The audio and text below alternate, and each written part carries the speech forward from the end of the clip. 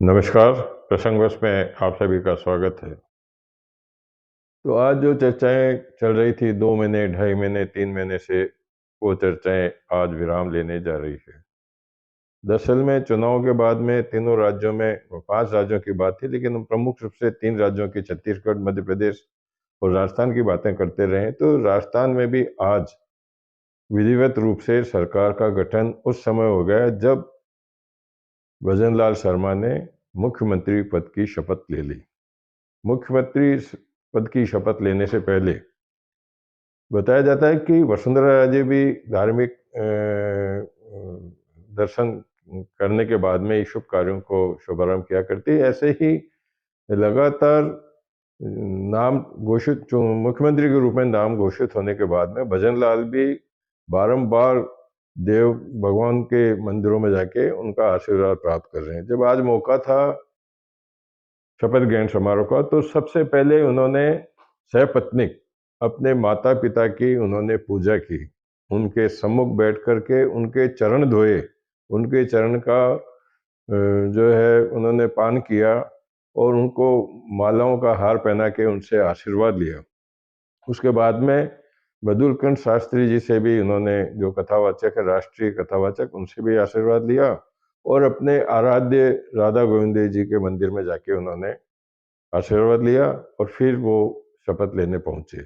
शपथ लेने के समय पे पूरी तैयारी लगभग 3 दिन से हो रही थी, लेकिन जब भजनलाल शपथ ले रहे थे तो 20 से 25 सेकंड तक लाउड स्पीकर में आवाज़ कम आ रही थी, लेकिन बाद में ठीक कर दी गई।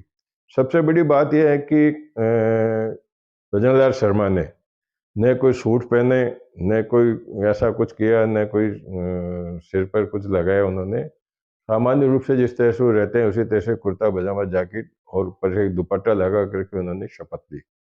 शपथ लेने के साथ साथ में दिया कुमारी ने भी शपथ ली और प्रेम बैरवा ने भी शपथ ली, उप मुख्यमंत्री। जो सोचा ही जा रहा था कि कुछ मंत्रियों को भी आज शपथ दिलाई जा सकती है, लेकिन वो शपथ आज नहीं हो पाई।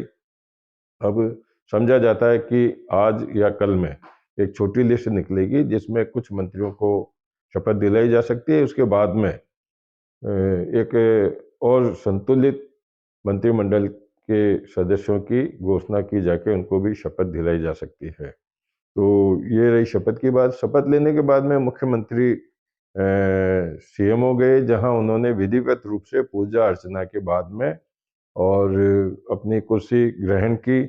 सबसे बड़ी बात ये है कि उस समय वसुंधरा राजे भी मौजूद रही। हालाँकि सीपी जोशी भी थे, अरुण सिंह भी थे, और अर्जुन मेघवाल भी थे, डॉक्टर गजेंद्र सिंह भी थे, कई मंत्री भी थे, ये थे, बालमुकुंदाचार्य भी थे, कई विधायक भी थे।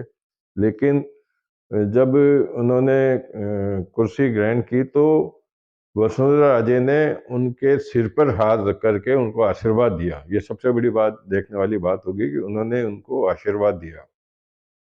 शपथ ग्रहण के दौरान जो देखने वाली बात ये हुई कि जो 2 बड़े नेता, दिग्गज नेता, अगर वैसे तो प्रदेश में तो राजेंद्र राठौड़ ने कमान संभाली थी, लेकिन विपक्ष की भूमिका में केंद्रीय मंत्री गजेंद्र सिंह भी थे, जिन्होंने अशोक गहलोत ने गजेंद्र सिंह को 5 साल तक घेरे रखा। लेकिन जब शपथ ग्रहण का समय था तो दोनों हंस-हंस के इस तरह से बात कर रहे थे जैसे कुछ हुआ ही नहीं हो। और इसी बीच में वसुंधरा भी आई, वसुंधरा भी वहीं बैठी रही। तो खैर ये होता है कि राजनीतिक लड़ाइयाँ अलग चलती है, कोर्ट में जो मानहानि का दावा चल रहा है, उसको लेकर भी आज दोनों ने हाजिरी-माफ़ी की एक साथ अर्ज़ी लगाई थी। तो ये सब चलता रहता है। व्यक्तिगत रूप से प्रेम बना रहता है, ये सबसे बड़ी राजनीतिक बात होती है। इसी के साथ में जो प्रधानमंत्री नरेंद्र मोदी कुछ विलम्ब से आए थे, इसलिए जो सवा 12 बजे का शपथ ग्रहण का समय था, वो लगभग 1 डेढ़ बजे शुरू हो पाया। 1 बज के 10 मिनट पे शुरू हुआ और इसमें सबसे बड़ी बात देखने वाली हुई कि शपथ ग्रहण समारोह को लेकर के प्रदेश भर के लोगों में इतना उत्साह था, जिसमें विशेष रूप से ब्राह्मण समाज के लोग भी थे, अन्य समुदाय के लोग भी थे, अन्य समाज के लोग भी थे और भरतपुर क्षेत्र के लोग भी थे। वहाँ इतनी जन सैलाब हो गया कि लोग भजनलाल के पार जाना चाहते थे, उनको नज़दीक से देखना चाहते थे। तो एक समय तो ऐसा है जब बैरिकेडिंग भी नीचे गिर गई, कुछ लोग बैरिकेडिंग भी गिर गए और पुलिस को थोड़ी सख्ती भी दिखानी पड़ी। फिर इसके बाद में जो बात हुई तो कल मुख्यमंत्री के ओएसडी के रूप में राजस्थान प्रशासनिक सेवा के अधिकारी शिवचरण शर्मा को नियुक्त किया गया था। तो आज सीएमओ में 3 आईएएस अफसरों की नियुक्ति की गई, जिसमें सीनियर आईएएस टी रविकांत को मुख्यमंत्री का प्रमुख सचिव बनाया गया है। वहीं आनंदी को सचिव और सौम्या झा को संयुक्त सचिव बनाया गया है। अब आगे भी जो नियुक्तियां होनी है वो नियमानुसार होगी, क्योंकि प्रमुख सचिव जब हो गए तो ये अपनी राय से जिस तरह से सीएमओ मुख्यमंत्री सीपी जोशी या जो भी जिनसे इनको सलाह मशवरा करना है, उसके बाद में ये आगे सब कुछ अधिकारियों की भी नियुक्ति होगी। समझा ये जा रहा है कि क्योंकि लोकसभा चुनाव को लेकर के 1 जनवरी से वापस मतदाता सूचियों में संशोधन, नाम जोड़ाना आदि का काम हो जाएगा, तो जो चुनाव से संबंधित होते हैं, चुनाव से संबंधित जिला अधिकारी भी होते हैं, एसडीओ भी होते हैं, बीएलओ भी होते हैं, तो इनके ट्रांसफरों पर रोक लग जाया करती है, ऐसा चलता आ रहा है। तो इसी को लेकर के अब समझा ये जा रहा है कि भारी पुलिस प्रशासनिक अधिकारियों के साथ-साथ में बड़े पुलिस अधिकारियों की भी तबादला सूची आ सकती है। और तबादला सूची इसलिए भी आनी है कि अभी कुछ दिनों पहले ही आईपीएस अफसरों की एक डीपीसी हुई। डीपीसी के अंदर काफ़ी कुछ अधिकारियों को पदोन्नति दी गई है।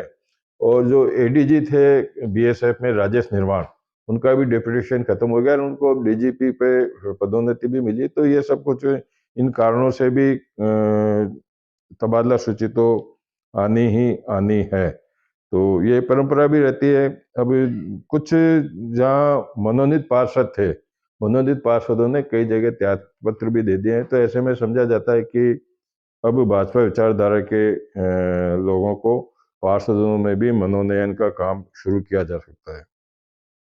चलते-चलते मैं बात कर लेते हैं मध्य प्रदेश के मुख्यमंत्री डॉक्टर मोहन यादव की। तो उन्होंने 2 घोषणाएँ की थी। पहली की थी कि धार्मिक स्थानों पे ध्वनि प्रसारण नहीं रहेगा, तो ध्वनि प्रसारण उतारने का धार्मिक स्थानों पर से काम शुरू हो गया, जिसका भी आपको फ़ोटो दिखाएँगे इसके अंदर। इसके साथ ही मध्य प्रदेश के इंदौर में भी जो मुख्यमंत्री ने घोषणा की थी कि खुली जगह पे मांस, मछली और अंडे नहीं बिकेंगे, तो इसको लेकर के इंदौर के मेयर ने एक प्रेस कॉन्फ्रेंस की पुष्पमित्र भार्गव ने। और उन्होंने ऐसे लोगों को 3 दिन में अपने व्यवसाय को जो से जुड़े हुए हैं मांस, मछली, अंडे वगैरह से, उनको चेतावनी दी है कि 3 दिन के अंदर वो अपने हिसाब से कर लें। अब बात करें, याद कर लेते हैं मामा को भी। तो मामा को अभी लाडली बहनाओं ने भूला नहीं है।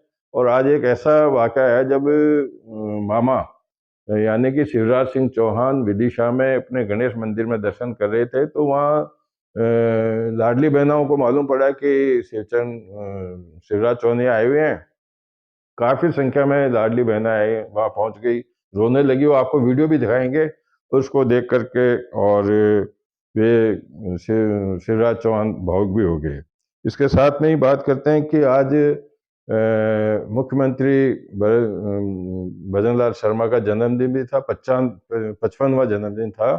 तो सचिवालय के कर्मचारियों ने वहाँ जो सीएमओ का कार्यालय वाला सचिवालय है, वहाँ पर इनके जन्मदिन के बधाई के एक और जहाँ बैनर लगाए, वहीं क्योंकि 55 वर्ष के हैं तो 55 किलो तो लड्डू बाँटे उन्होंने। और 5-5 पाउंड के केक भी वहाँ बनाए, जो वहाँ वितरित किए गए। केक सेरेमनी भी हुई। और अब बात कर लेते हैं भगवान सांवरिया सेठ की। तो सांवरिया सेठ में 11 दिसंबर से दान पात्र खोलने का कार्यक्रम चल रहा था, जिसमें आज तक जो सूचना मिली है उसके अनुसार 13 करोड़ 8,31,800 रुपये नकद मिले हैं। तो 552 ग्राम सोना और इसके साथ में ही 16 किलो 670 ग्राम चांदी भी मिली है। आपको हम वीडियो और फोटो दिखाएंगे, जिसके अंदर आपको दिखाएंगे कि भजनलाल अपने माता पिता की किस प्रकार से आशीर्वाद ले रहे हैं पूजा करके, मधुकर शास्त्री से कैसे आशीर्वाद ले रहे हैं। साथ में ही शपथ लेने का जो भजनलाल का एक वीडियो भी आपको दिखाएंगे। वहाँ किस तरह की भीड़ थी उसको भी दिखलाएंगे, और मामा को लेकर लाडली बहनाएं किस तरह से वहाँ रोने लगी उसका भी वीडियो दिखाएंगे, और साथ में ही वीडियो दिखाएंगे माइक उतारने का भी। नमस्कार, कल फिर मिलेंगे नई चर्चाओं के साथ। ईश्वर की शपथ लेता हूं कि मैं विधि द्वारा स्थापित भारत के संविधान के प्रति सच्ची श्रद्धा और निष्ठा रखूंगा। मैं भारत की प्रभुता और अखंडता अक्षुण्ण रखूंगा। मैं राजस्थान राज्य के मुख्यमंत्री के रूप में अपने कर्तव्यों का श्रद्धापूर्वक शुद्ध अंतःकरण से निर्वहन करूंगा तथा मैं भय या पक्षपात, अनुराग या द्वेष के बिना सभी प्रकार के लोगों के प्रति संविधान और विधि के अनुसार न्याय करूंगा। मैं भजनलाल शर्मा ईश्वर की शपथ लेता हूं कि जो विषय राजस्थान राज्य के मुख्यमंत्री के रूप में मेरे विचार के लिए लाया जाएगा अथवा मुझे ज्ञात होगा, उसे किसी व्यक्ति या व्यक्तियों को तब के सिवाय जबकि ऐसे मंत्री के रूप में मैं अपने कर्तव्यों के सम्यक निर्वहन के लिए ऐसा करना अपेक्षित हो, मैं डॉक्टर प्रेमचंद बैरवा ईश्वर की शपथ लेता हूं कि मैं विधि द्वारा स्थापित भारत के संविधान के प्रति सच्ची श्रद्धा और निष्ठा रखूंगा। मैं भारत की प्रभुता और अखंडता अक्षुण्ण रखूंगा। मैं राजस्थान राज्य के उप मुख्यमंत्री के रूप में अपने कर्तव्यों का श्रद्धापूर्वक और शुद्ध अंतःकरण से निर्वहन करूंगा तथा मैं भय या पक्षपात, अनुराग या द्वेष के बिना सभी प्रकार के लोगों के प्रति संविधान और विधि के अनुसार न्याय करूंगा। मैं डॉक्टर प्रेमचंद बैरवा ईश्वर की शपथ लेता हूं कि जो विषय राजस्थान राज्य के उप मुख्यमंत्री के रूप में मेरे विचार के लिए लाया जाएगा अथवा मुझे ज्ञात होगा, उसे किसी प्रकार या व्यक्तियों को तब के सिवाय जबकि ऐसे मंत्री के रूप में अपने कर्तव्यों के सम्यक निर्वहन के लिए ऐसा करना अपेक्षित हो, मैं प्रत्यक्ष अथवा अप्रत्यक्ष रूप में संसूचित या प्रकट नहीं करूंगा।